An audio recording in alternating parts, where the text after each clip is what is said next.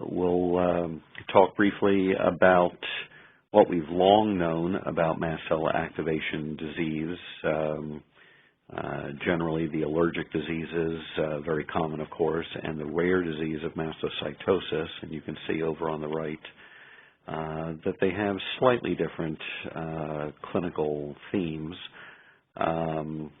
And then we'll talk about the new kid on the block, so to speak, mast cell activation syndrome, and how to recognize it, what it looks like, and briefly about diagnosis and treatment.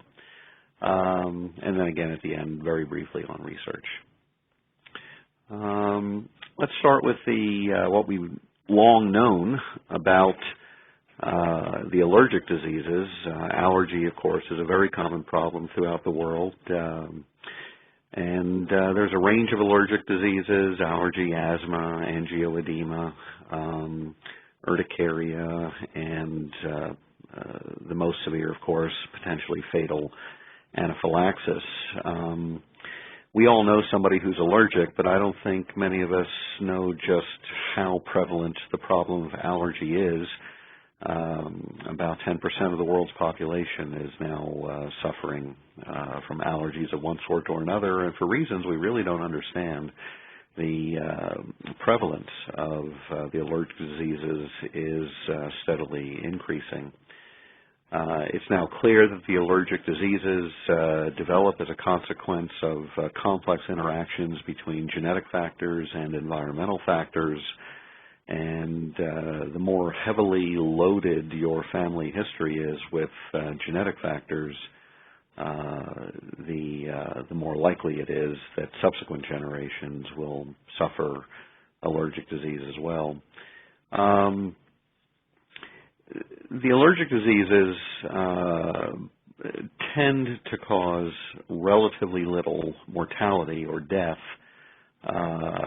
but so the implication of that is that most patients with allergy are going to live a life where the lifespan is equivalent to that of the general population. But there can be very significant quality of life effects, and obviously those effects become all the more important if one is indeed living a life of normal span. So this really is an important area of disease. So let's switch for a moment from the very common allergic diseases, which largely are consequences of mast cell dysfunction. And let's look at the very rare disease of mastocytosis. Back in 1869, there was the first description of a disease which we since have come to recognize as a form of mastocytosis. Urticaria pigmentosa was a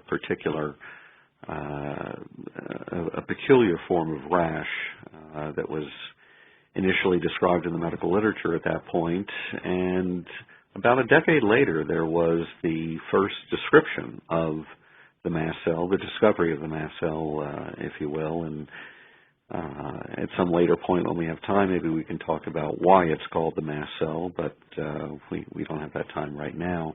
It took another decade before there was a linkage established between urticaria pigmentosa and mast cells, and it was understood that urticaria pigmentosa was in fact a disorder of excessive mast cell growth in the skin.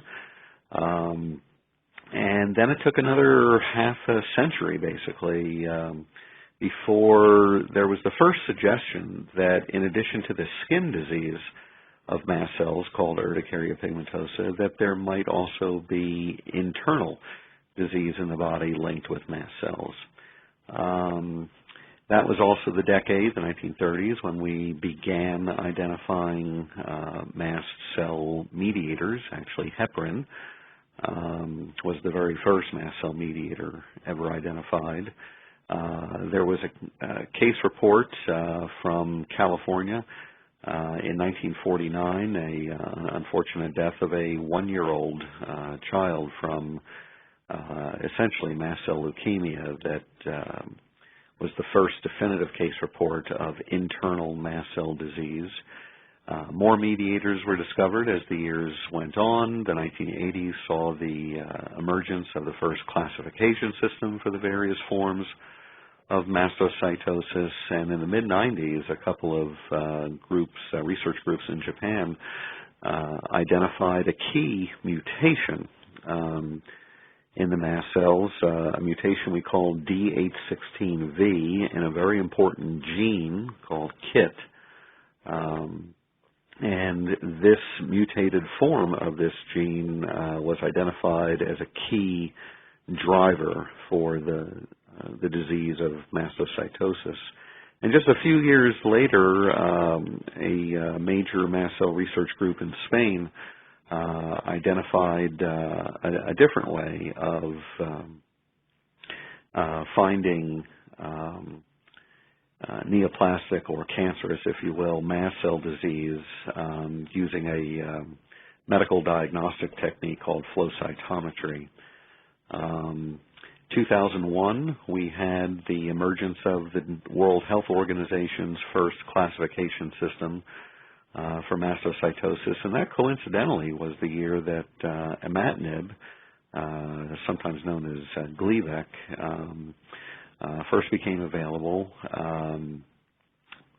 for not mastocytosis actually, but for another disease called chronic myeloid leukemia, or CML. Imatinib was a real breakthrough for CML and actually for the whole field of hematology oncology, bringing about very impressive levels of control over that disease. And in fairly short order after that point, it was discovered that imatinib also can well control a certain subpopulation of mastocytosis patients who do not have the KIT D816V mutation. Most patients with mastocytosis do have that mutation, and because of that mutation, likely are going to be resistant to imatinib, but the roughly 10% of mastocytosis patients who don't have that mutation may respond well to imatinib. And as the 2000s and the early part of the present decade went on, it became increasingly apparent that the symptoms that were being suffered by mastocytosis patients generally do not come from the excessive growth of mast cells. And this is a little different from how we see most cancers behave, where it is the excess growth of the cell of interest that causes the problems in those diseases. Whereas in mastocytosis, the problems that mastocytosis patients have far more come from the inappropriate activation of the mast cells. That is the inappropriate production and release of the mediators, the very potent chemical signals that mast cells generate and can release into the tissues to provide important communication to other cells. So the importance of mast cell activation for causing symptoms has become much better appreciated in the last 10, 15 years. So this is the spectrum of mast cell disease that we've long known. You can see the mountain there, most of it formed of allergies and anaphylaxis, less so urticarias and angioedema.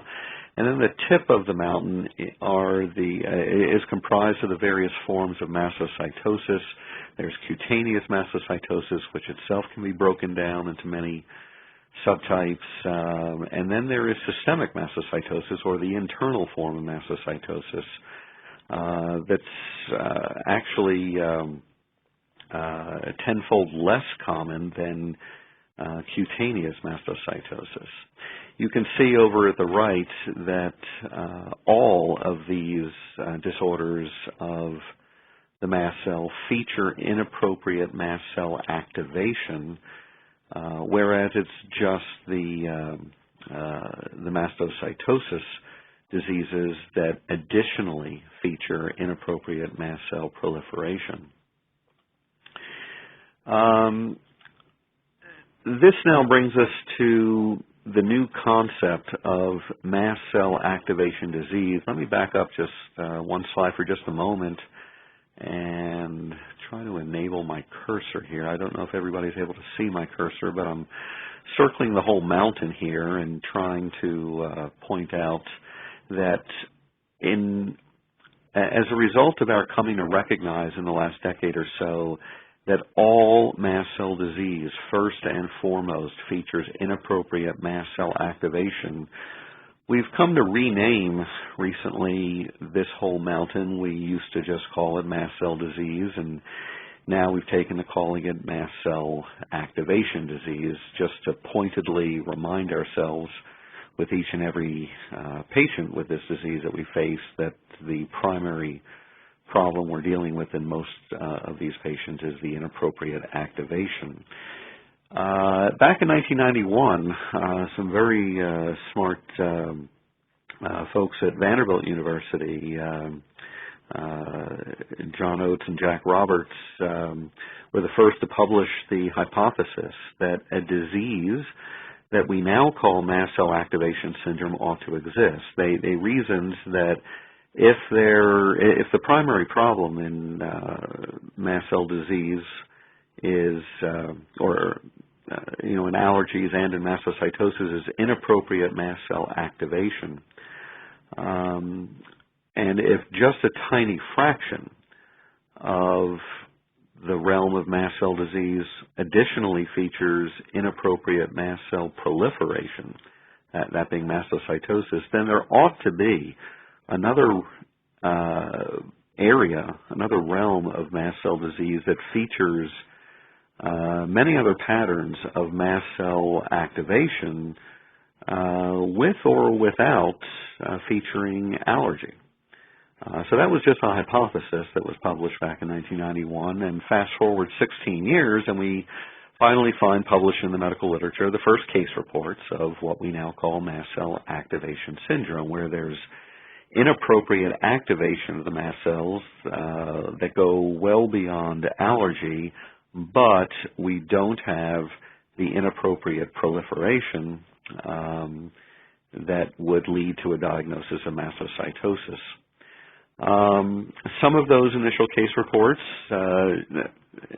showed the KIT D816V mutation, but others of those first few cases did not have the mutation. And also that year, an important study came out from the University of Bonn, Dr. Gerhard Molderings and his colleagues, showing in a small group of MCAS patients that if you actually look beyond the what's called codon 816 in KIT and look for mutations elsewhere in KIT, indeed, one found a great wealth of mutations, a very wide array of mutations scattered all about KIT in pretty much every patient with MCAS. Since 2008, there have been a number of other studies, mostly from various European researchers, that have gone on to look beyond the KIT gene at other regulatory genes in the mast cells, whether there are mutations present in those genes. And indeed, they have found that in most cases of systemic mastocytosis, there indeed are many other mutations in these other mast cell regulatory genes, raising the question of whether a similarly broad array of mutations might be found in MCAS patients as well. In 2010, the group in Bonn published its second study. Again, this was in a larger group, again confirming that there were many mutations scattered all about KIT in just about every patient with MCAS.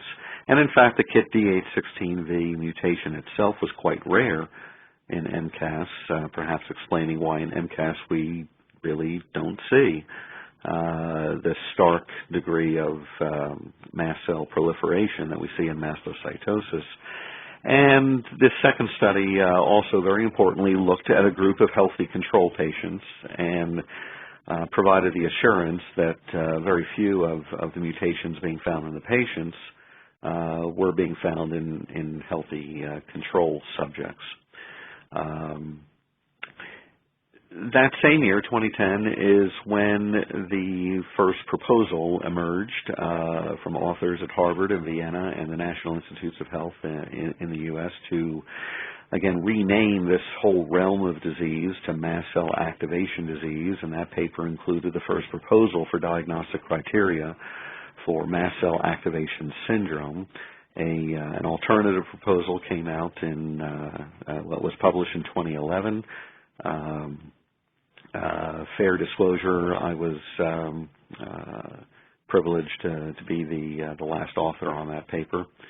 And in 2012, a revision was published of the 2010 proposal, trying to address some of the issues, some of the problems that became apparent after the 2010 proposal was published. There still are some problems in the revised 2012 proposal, and we'll talk about that briefly a little bit later. This year, actually just earlier this month, the World Health Organization has issued its latest revision of the diagnostic criteria for systemic mastocytosis. And perhaps the only thing really worth noting here that's relevant to this talk is that they actually did not make any statement regarding MCAS. I think they rightfully recognize that there remains controversy over diagnostic criteria for MCAS, and given that the WHO criteria are there's a lot of gravitas and weight behind those proposals, those criteria, and there's just not enough known yet about MCAS for the field to be in a position to be making definitive pronouncements about what ought to be the diagnostic criteria for MCAS. So we'll talk briefly a little bit later about the two principal proposals for diagnostic criteria for MCAS that are out there in the literature at this point. But this now is the revised understanding, at least in my opinion, of the full realm of mast cell activation disease. There's the same mountain that you saw before, but it's now apparent that that mountain is actually just the tip of a humongous iceberg of mast cell activation disease, and the bulk of the iceberg, hidden below a waterline, if you will, of easy clinical recognizability, the bulk of the iceberg is this very large collection of a wide variety of mast cell activation syndromes of one sort or another, which we really have not yet learned how to specifically classify in any other fashion. And it's the entire iceberg that features inappropriate mast cell activation, while again it's just the diseases of mastocytosis at the very tip of the iceberg that additionally feature mast cell proliferation. This is just to illustrate that the mast cell is technically a blood cell. It is descended from the stem cell in the marrow, where all blood cells are made. Very interestingly, the paleogeneticists have figured out that the mast cell is one of the oldest host defense cells in all of biology. Long before we had these many other cells down here, the neutrophils, eosinophils, lymphocytes, and so on, that all perform very well at very specific defense functions. What we had to start with roughly 500 million years ago was just the mast cell, and so when you're dependent on just one cell for your defense, you can imagine this cell picks up an awful lot of tricks for keeping us alive, and our evolutionary forebears, of course. And here we are in the modern era, and while we have many other types of defense cells to do such an excellent job of keeping us alive, the mast cell, although it may not be quite as important as it used to be, it certainly has not forgotten any of its old tricks.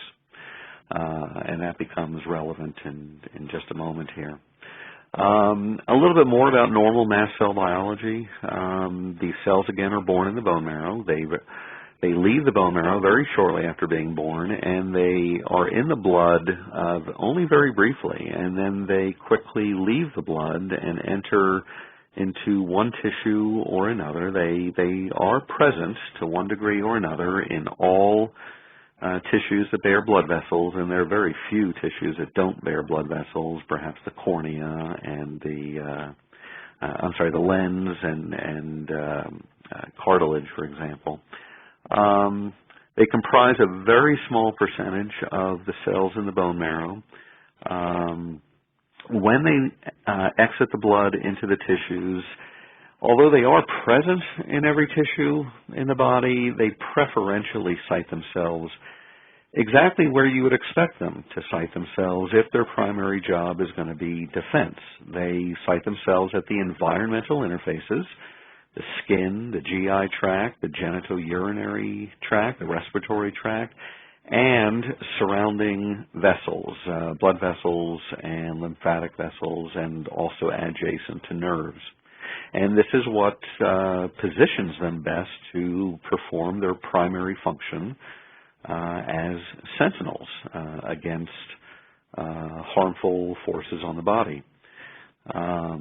They typically live about 2 to 4 years, and they're generally pretty set in the tissue that they enter after leaving the blood.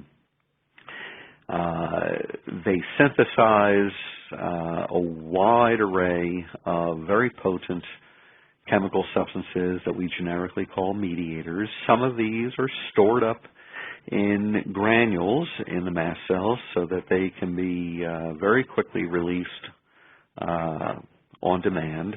Other mediators are only produced on demand instead of being stored up ahead of time. The mast cells can release various mediators upon various triggerings, more on the triggers in a moment. And let me skip down here to just mention that KIT, the protein called KIT, that is the product of the gene called KIT, is present at very high levels on the surface of the mast cell. There are roughly about 50,000 copies of KIT on the surface of each mast cell. And KIT is the dominant mast cell regulatory element. There certainly are others, but normal functioning of KIT is critical for normal survival and activation and other functions in the mast cell. And so, I know this slide is fairly complicated. I'm not going to spend much time on it, but the point is this is a diagram, and actually a fairly simplified diagram, of KIT's role in the mast cell. And you can see up at the top here that when another signaling molecule in the body called stem cell factor docks or binds with the portion of the KIT protein that is sticking up outside of the mast cell membrane, when that binding occurs, there are changes that develop to the shape of the internal portion of the KIT protein. And those changes in the shape of the internal portion of KIT then cause activation of a multitude of other pathways, molecular cascades, if you will, inside the mast cell that lead to a wide array of functions in the mast cell, ranging from production of mediators to release of mediators into the tissues around the mast cell, to yet other functions such as reproduction or growth of the mast cell, and so on and so forth. KIT The activation of KIT leads to activation of a very wide array of downstream pathways with many, many effects. Talk a little bit more about the triggers for mast cell activation. The classic triggering pathway that most physicians are taught is driven by this type of antibody. Everyone's heard of antibodies. These are proteins made by the immune system that help us fight off various infections and assaults on the body. And one of the types of antibodies are called IgE antibodies. IgE antibodies are bound to IgE receptors on the surface of the mast cell. And when an allergen comes floating by, an allergen that is specifically matches the particular type of IgE molecule, that IgE antibody that has already been bound to the surface of the mast cell, that allergen will then bind to the IgE antibody, and that binding will then cause a change in shape of the internal portion of the IgE receptor, and that results in extremely rapid activation of the mast cell with release of many pre-stored mediators and launching of the production processes for yet other mediators.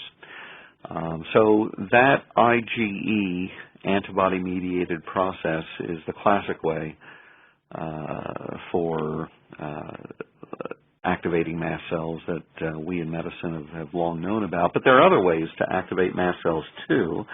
There are physical stimuli that can activate mast cells. Pressure can activate them, such as you might get in instances of trauma. Exposures to heat or cold, or sometimes just temperature change, regardless of whether it's heat or cold.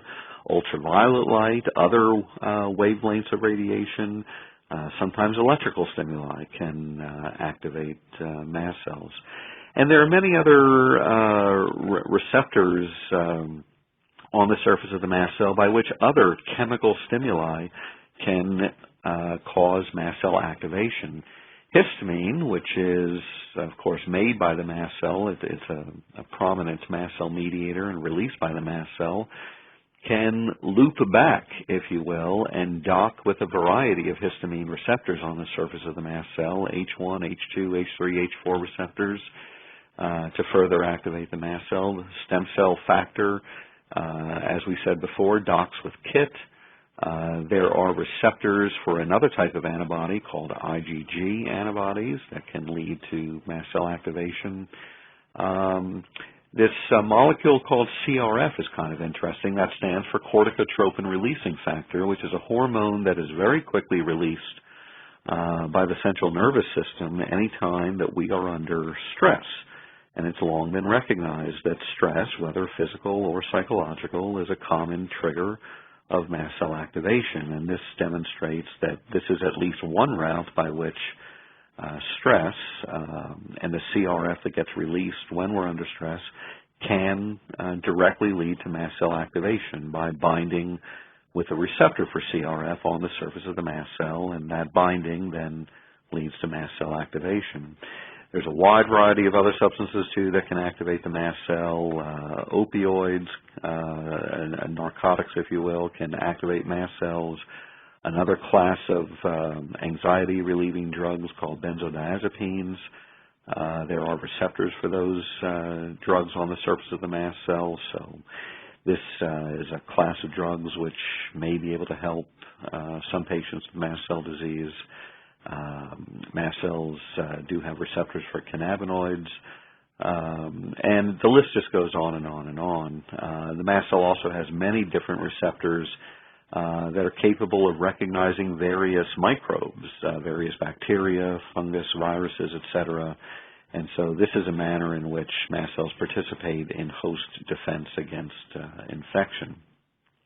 I want to also point out that not all of these receptors necessarily drive activation of the mast cell. For example, when the benzodiazepine receptor is engaged, This actually drives inhibition of mast cell activation. I'd like to illustrate, courtesy of Dr. Theo Theoharides at Tufts University, who many of you know as a long-time world-renowned researcher in mast cell disease. He was able to capture this very intriguing 3D video microscopy of a single mast cell being activated upon exposure to a molecule of a very potent mediator called substance P. And I'm going to start this video in just a moment, and after the credits roll by, you can see how the mast cell, upon exposure to substance P, just starts releasing little pockets of itself from its surface. So let me start this, and hopefully you'll be able to see it.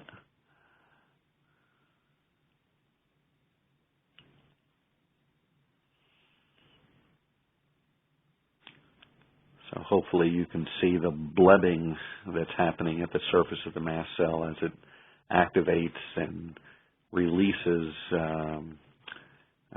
its granules full of mediators. Let's move on. So the mast cell releases mediators. You saw in the previous slide, we've known about heparin, we've known about tryptase, we've known about histamine as a mediator. In fact, most physicians finish their roughly 7 to 10 years of medical training having been taught that mast cells release just a couple of mediators, tryptase and histamine. Quite often we're not even taught about heparin being released by the mast cells. But the truth of the matter is actually far more complicated than what many people think about these cells. The mast cell actually releases more than a couple hundred different mediators.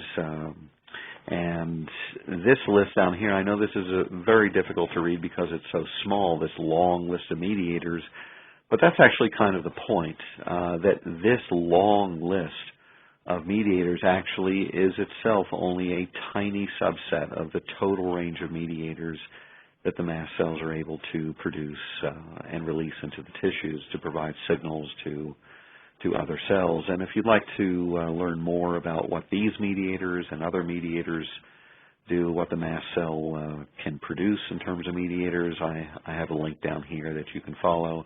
This is to a cytokine or cell signaling encyclopedia called cellstalk.com. It's an absolutely stupendous piece of work from Horst Ibelgoff's, and I encourage you to visit that if you want to learn more about these mediators and consider providing support for his effort.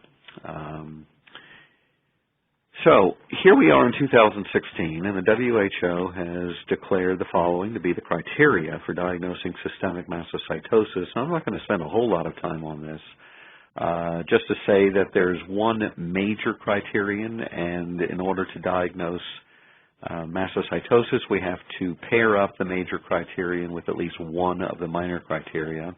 The only major criterion is that you have to be able to find aggregates of mast cells in one tissue or another in the body. Most commonly, this is done in the bone marrow.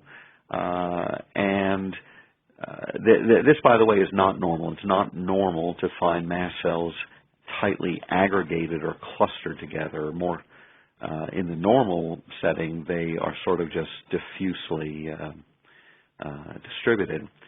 So you have to find these aggregates of mast cells, typically in bone marrow, and although you can pair that up with any of these minor criteria, most commonly what's done is to test the level of tryptase in the blood, a serum tryptase level, and if it's persistently over the level of 20 nanograms per milliliter, which is roughly double the upper limit of normal, then that minor criteria is found in Oh, there are various estimates out there from roughly 60 to 90% of all cases of mastocytosis will be found to have these substantial elevations of tryptase. And once you have the marrow that's involved with the disease and the elevated tryptase level, that makes for the diagnosis of mastocytosis. And truth to tell, these criteria do a very good job of very specifically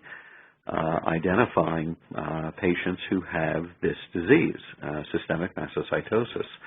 But these criteria also create somewhat of a problem in that it turns out there are many, many patients out there who have symptoms that are just what you'd expect in systemic mastocytosis. And remember, the symptoms are primarily coming from mast cell activation, not the excessive proliferation of the mast cells. So there are many patients out there who have the symptoms of mastocytosis resulting from inappropriate mast cell activation. But when you go looking for the mastocytosis, you go looking for the aggregated mast cells in the marrow, and you go looking for the elevated tryptase, and you go looking for the KIT codon 816 mutation, and you go looking for the special flow cytometry findings in mastocytosis.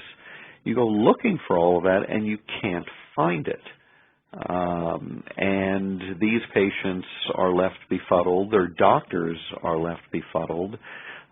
They present in a wide variety of fashions. They get classified and diagnosed as having a wide array of different diseases, some of them clearly of an inflammatory nature, but not all of them necessarily being inflammatory.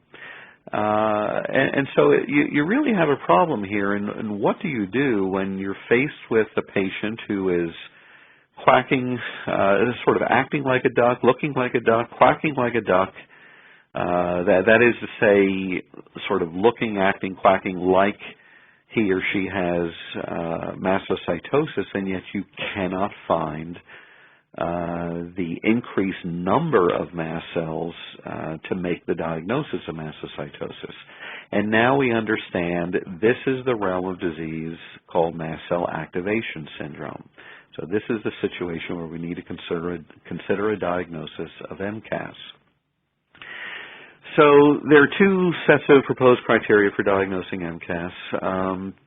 There is one proposal that has labeled itself as a consensus proposal. There are a variety of problems with this proposal, and actually in the interest of time, I think I'm going to skip past the details here. Suffice to say that with this proposal, patients who meet this proposal, no question about it, they do have mast cell activation syndrome. But the way this proposal is structured, it allows for a good number of patients whose symptoms are very much those of mast cell activation to escape diagnosis by this proposal. And as a result, there's an alternative proposal out there. This one is structured a little bit differently. This has major and minor criteria, just like the WHO criteria for mastocytosis. And the two major criteria in this alternative proposal for diagnosing MCAS, the first criteria is exactly the same as the major WHO criterion for diagnosing mastocytosis, but there is this additional major criterion that's been added in that you have to present with a set of symptoms that reflects inappropriate mast cell activation. And then there are the minor criteria. The first two are exactly as in the WHO diagnostic criteria for mastocytosis, and the other two here are modifications of the other two criteria, other two minor criteria in the WHO proposal for diagnosing mastocytosis. This criterion here has been expanded from focusing exclusively on KIT codon 816 mutations to say that now it's acceptable to find any mutation that is known to lead to a state of inappropriate activation of the mast cells. And this criterion has been expanded in the diagnostic criteria for mastocytosis. This criterion focuses exclusively on tryptase, as does the other proposal for diagnosing MCAS, where the only laboratory study that's looked at is the tryptase level. But in this proposal, we are looking for elevated levels of mediators that go beyond just tryptase. For example, histamine and its derivative and methylhistamine, prostaglandin D2 and its derivatives, the heparin level, and certain leukotriene levels, and so on and so forth. And the diagnosis here is made when you have either both major criteria met, or most commonly how we diagnose MCAS by this proposal is to take this second major criterion, the clinical presentation that is consistent with mast cell activation, combined with elevated mast cell mediator levels. And we generally want to be finding more than one. You don't want to make a life-changing diagnosis of MCAS based on a single elevated mast cell mediator level on the premise that any lab can be abnormal once. But if you find a pattern of multiple elevated mast cell mediator levels and you have symptoms that are consistent with chronic mast cell activation, and importantly, if you're unable to find any evidence of any other disease that can better account for all of what has gone on in the patient, then by this proposal, a diagnosis of MCAS is warranted.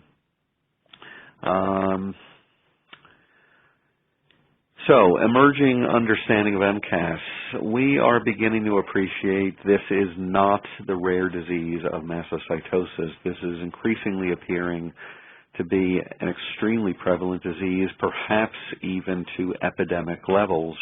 And there is increasing evidence of critical mast cell involvement in a wide variety of chronic inflammatory diseases whose origins have long evaded some of our best research efforts. And we begin to ask ourselves, given that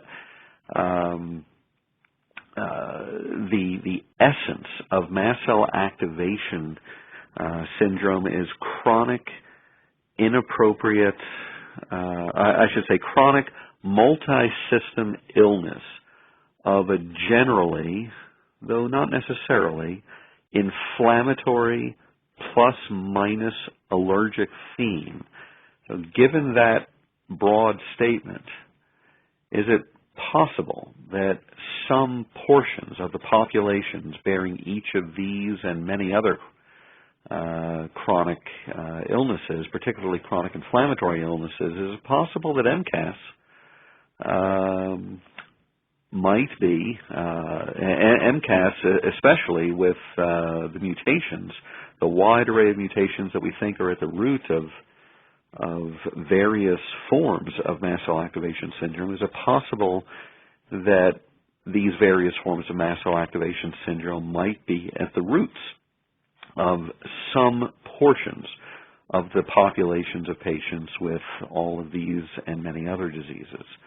This is a question. It needs to be addressed with appropriate research.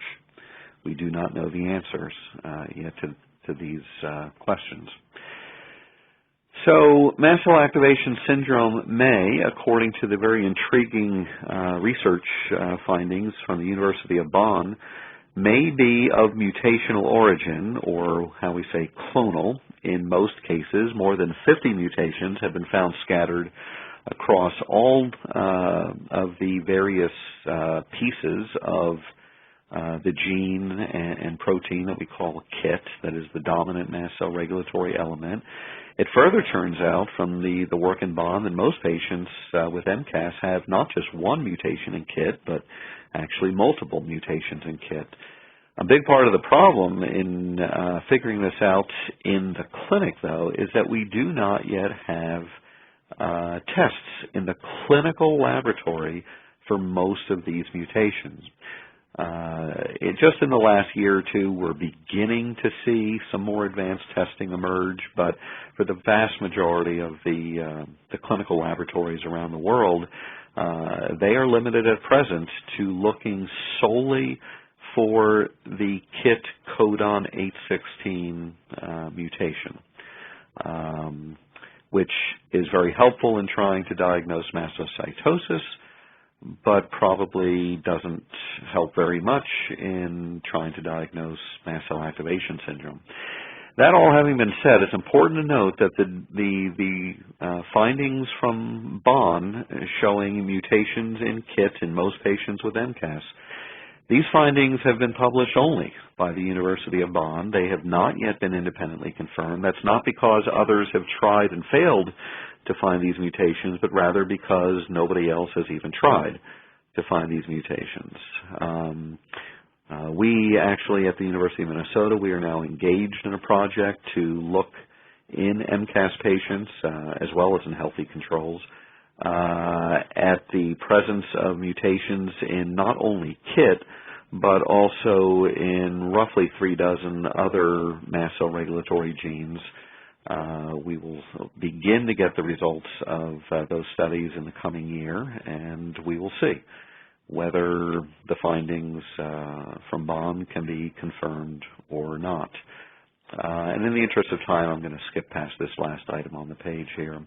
So this is the model that's now emerging of mast cell activation disease. We know that mast cells produce and release many score mediators, and we know that just one mutation in KIT, the dominant mast cell regulatory gene, can lead to the inappropriate release of multiple mediators, which does lead to some potential for multi-system unwellness and variability from one patient to the next, depending on which mutation is present, leading to the inappropriate release of one particular set of mediators or another particular set of mediators. But it gets more complicated than that because it's not just one mutation that's likely present in each cell. We know that, or at least we suspect due to the work in Bonn, that there actually are multiple mutations in KIT in most mast cell patients. This would be expected to lead to even more complex patterns of inappropriate release of various mast cell mediators, creating even more potential for multi-system illness and variability of how the disease looks from one patient to the next. It's important to understand that when these mediators get released, their job under normal circumstances, as they diffuse out into the other tissues in the body, is to, as they come to contact and dock with and bind with the other types of cells in the body, the other cells in the body then adjust their functioning as needed to resist and recover from whatever the initial assault was, the initial trigger that led to the mast cell activation. And the whole system works fine as long as the mast cells are putting out the right mediators in the right amounts, right times, and right places. But the whole issue with mast cell activation disease is that the mast cells are putting out the wrong mediators, wrong amounts, wrong times, wrong places. And the other cells that are on the receiving ends of these mediators, they have no way to know that these are the wrong signals. They're just biologically programmed to react in a certain way when a certain mediator comes at it. So you get this situation in mast cell activation disease where all these other tissues are reacting in a wide variety of ways at times that they shouldn't be reacting, in places in the body where they shouldn't be reacting, in various fashions and ways and that they shouldn't be reacting, to degrees they shouldn't be reacting. And this doesn't contribute to health. This doesn't help you recover from an assault. This just makes you unwell. But the problem is even more complicated than shown here, in that we know, at least in mastocytosis, that the mutations are not limited to just KIT, and in fact, it's multiple genes in mastocytosis that are mutated in most mastocytosis patients, and this leads us to suspect though we haven't proven it yet, that it's also multiple mast cell regulatory genes that are mutated in most mast cell activation patients. And so again, the burgeoning complexity here leads to even more potential for inappropriate mediator release, leading to increased potential for multi-system unwellness and variability of presentation. But wait, it gets even worse, because each mediator has not just one effect. If you go out to that Cells Talk cytokine encyclopedia and start looking at what each of these cytokines, what each of these signals, these mediators do, you very quickly find that each mediator has actually a unique and quite large array of effects. Direct effects on other cells, indirect sort of domino chain effects in the local tissues in which the mediators release, as well as remote effects at distant tissues in the body through a variety of mechanisms. There can be acute effects, there can be chronic effects. And so you multiply all these factors together and you see that mast cell disease has the potential for causing extreme illness, although to be fair, there are many patients who have the disease in a very mild form as well as all the rest of the patients who are somewhere in the middle. It is this extreme variability in presentation that poses great challenges to our doctors in trying to recognize this disease and even suspect it in the first place. Of course, if your doctor doesn't even suspect that mast cell disease might be at the root of the issues, then how are you ever going to get to the point of running diagnostic testing, much less start treatment? So this is how mast cell patients look. The typical presentation, they've usually been sick for decades by the time they get diagnosed. They usually have multi-system issues. The symptoms are often, but not always, inflammatory. It is a perplexingly inconstant course. Sometimes the triggers are apparent, but often there are no apparent triggers. There's a wide variety of mediators that are output by these cells. These patients often have seen many doctors, have acquired many diagnoses. They often are labeled by their doctors, their families, their friends as psychosomatic. And very importantly, they commonly just stop reporting their symptoms, even bad symptoms. For example, some mast cell activation patients have been passing out, something we call syncope, every day for the last 5, 10, 20 years, and after a couple years of passing out every day and always waking up, they learned that it wasn't going to kill them, and they went through extensive evaluations, many doctors. They could never get an answer, and they realized that if they told another doctor about this, it would just lead to more testing that would almost certainly not find the answer, and so they learned it was kind of pointless to report those or other serious symptoms. So it's important to tell your doctors the full range of your symptoms, and it's important to the doctors to do a thorough, what we call review of systems, to draw out of the patient the true full range of what's been going on. The constitutional issues in this disease are all over the map. Some feel hot, some feel cold, some feel both hot and cold at different times. Fatigue is the number one complaint by patients with mast cell activation disease. Profuse sweating is commonly seen. The weight and the appetite may go up or down or fluctuate both up and down. Itching is common.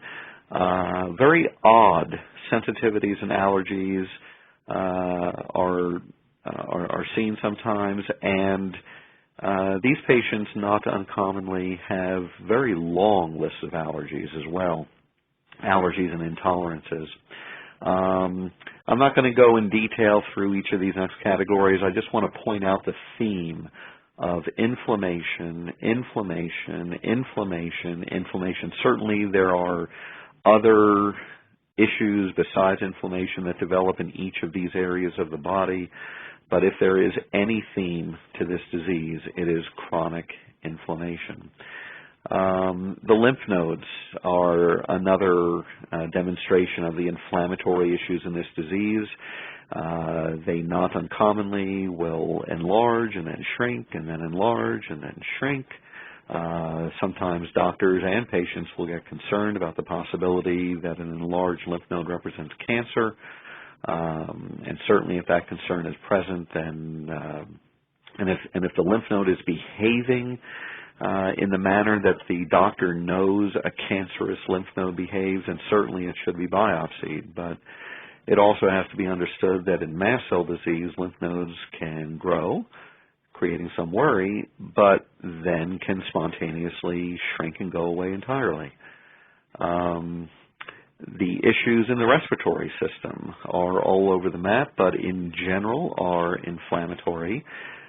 Many patients complain about some impairment of breathing, but I caution my fellow physicians to not ask patients the usual question of, are you short of breath? Because many mast cell patients will deny that and instead will simply say, you know, there just are times when I just can't catch a deep breath. It's not that I'm short of breath. It's just I can't catch a deep breath. And sometimes these patients undergo extensive evaluations, including pulmonary function testing and X-rays and CTs and other tests with no abnormalities found. And this is very frustrating to the patients and to the pulmonologists. The cardiovascular issues are all over the map, very commonly with palpitations, rapid changes in blood pressure and pulse. These episodes of passing out are less common. The syncopal episodes, more commonly, are the episodes where you fairly suddenly start feeling lightheaded, weak, dizzy, like you might pass out, something we call presyncope. Occasionally, we see very aggressive atherosclerotic disease, coronary atherosclerotic disease that can lead to heart attacks. There's a wide range of malformations of blood vessels that can be seen in this disease. Swelling can be seen in this disease in the legs, the arms, the feet, the hands, sometimes the abdomen, sometimes the face. And then there are some rare syndromes that, in the interest of time, I'll skip past. The GI issues, inflammation is the theme of the day again. Patients very commonly present with alternating diarrhea and constipation. The GU, genitourinary tract issues, again, inflammation is the theme. Many patients present with, especially women, present with unending strings of so-called urinary tract infections with the curiosity that the urine cultures often are negative. And this is not an infection. This is sterile, not infectious inflammation that may be resulting from mast cell disease in the bladder and other aspects of the urinary tract. The muscles and the skeleton and the joints are involved. And it's probably worth noting at this point, given that this is for EDS awareness, that although we don't have any proof yet that mast cell disease of any sort underlies EDS of any type, there have been increasing suspicions in the last few years that mast cell activation syndrome may be a key underlying factor in at least some types of EDS, particularly the dominant type of EDS, hyperflexibility, hypermobility EDS. It's possible that, especially in view of our having been unable to find any specific mutations in any of the connective tissue proteins in EDS type 3 patients in the last few decades, any mutations that are present in the majority of such patients anyway, that maybe there really isn't any problem in the connective tissue genes and the proteins made from those genes. We now know that mast cells are through their production of various mediators, they are integrally involved in guiding growth and development in all tissues. So it might be that chronic inappropriate signaling from inappropriate mast cell mediator release may be driving inappropriate assembly or incorrect assembly of otherwise completely normal connective tissue components. So you can start with normal proteins, but if they're not assembled properly, then it shouldn't be a surprise that the connective tissue that you get at the end of the process may not be completely healthy tissue. Very important to understand this is merely a hypothesis at present.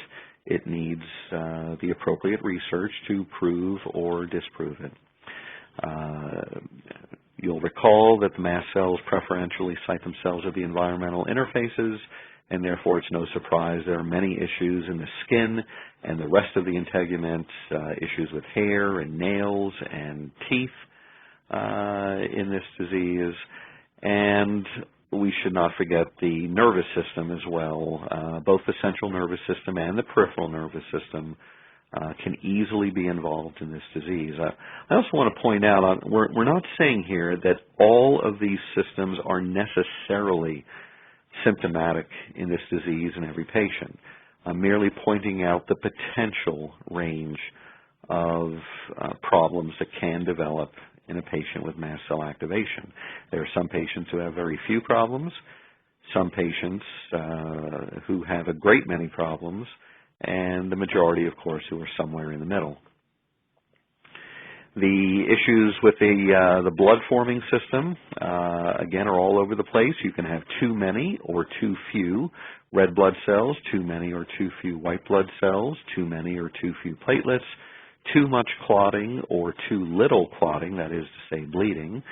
The marrow, very confoundingly for this fundamentally hematologic disease, is usually normal.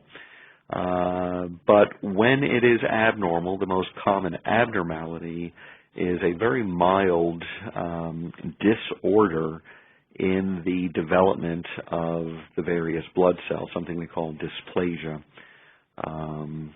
There are immune system effects from this disease that, as you can see here, are all over the map with hypersensitivities, increased risk for malignancies, particularly hematologic, risk for development of autoimmune diseases, risk for infection, and troubles with healing and recovering from infection.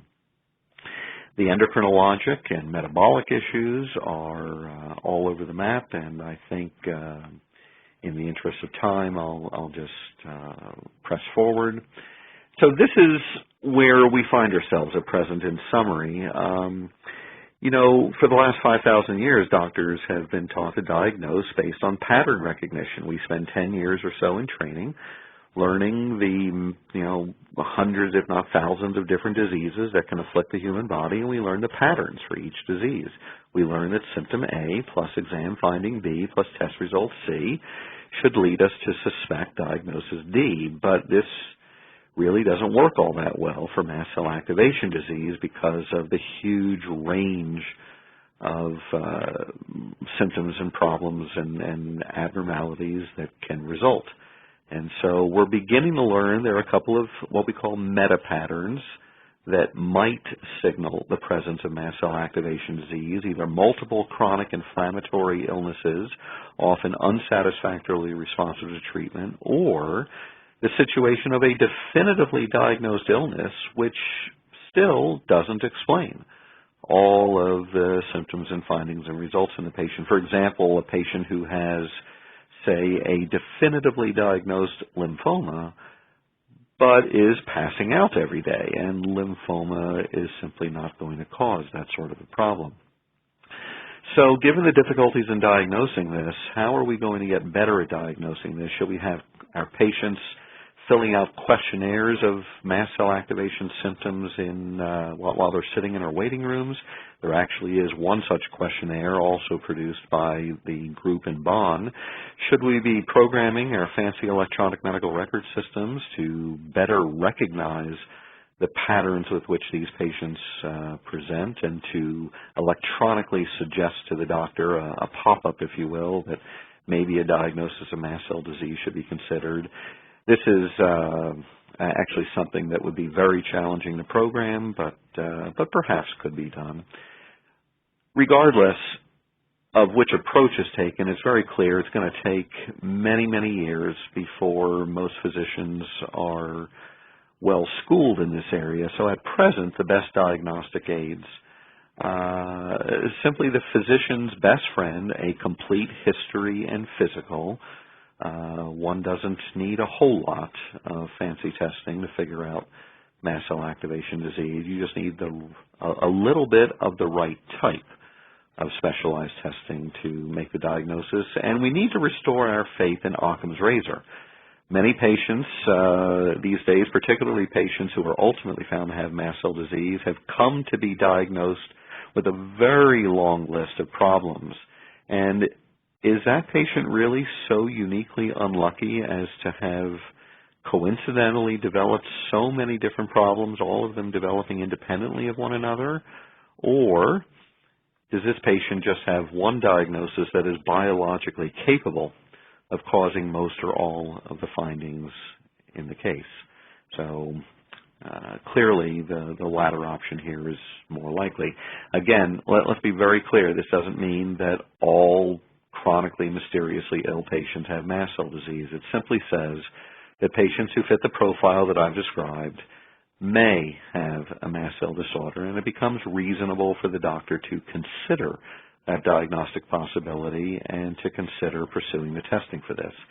Speaking of testing, I know this is too small to read, but this is the key diagram from a recent paper presenting one approach to diagnosing mast cell disease, both mastocytosis and mast cell activation syndrome. Suffice to say that first one has to suspect the disease, so we doctors are going to have to learn better how to suspect it, what mast cell disease clinically looks like. And then the serum tryptase remains a good fork in the road. If it's strongly elevated, the patient may well have the rare disease of mastocytosis, and marrow biopsies and other testing of the sort may well be appropriate there. But if the tryptase is not strongly elevated, then mast cell activation syndrome becomes a greater consideration, and there's a variety of tests that can be run. These are not necessarily simple tests to be run. There are some technical challenges to doing this correctly so that you don't get false negative results. But most labs can learn fairly quickly how to handle the specimens correctly, and therefore help the patient achieve diagnosis by finding elevated levels of various mast cell mediators. We don't have any formal studies of prognosis in mast cell activation syndrome yet. There is a general sense among the physicians working in this area that the prognosis of MCAS is very similar to indolent systemic mastocytosis and the allergic diseases. That is a lifespan that is equivalent to that of the general population, but that it's a symptomatic life until the disease is accurately diagnosed and effectively controlled.